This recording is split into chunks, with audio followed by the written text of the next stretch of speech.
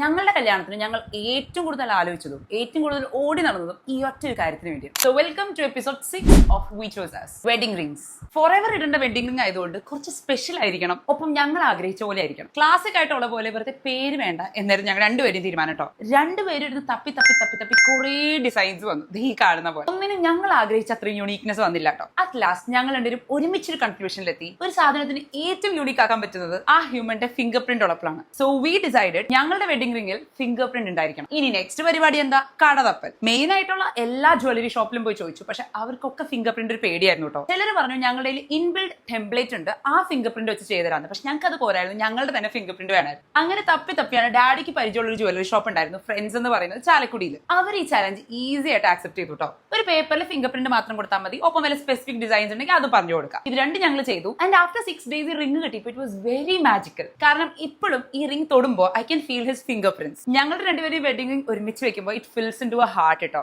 അപ്പൊ അതൊക്കെയാണ് ഞങ്ങളുടെ വെഡിങ് റിംഗിന്റെ കഥ. ഇനി ബാക്കി വിശേഷങ്ങളായിട്ട് നാളെ വരാം. ചിൽ ദെൻ ബൈ ബൈ.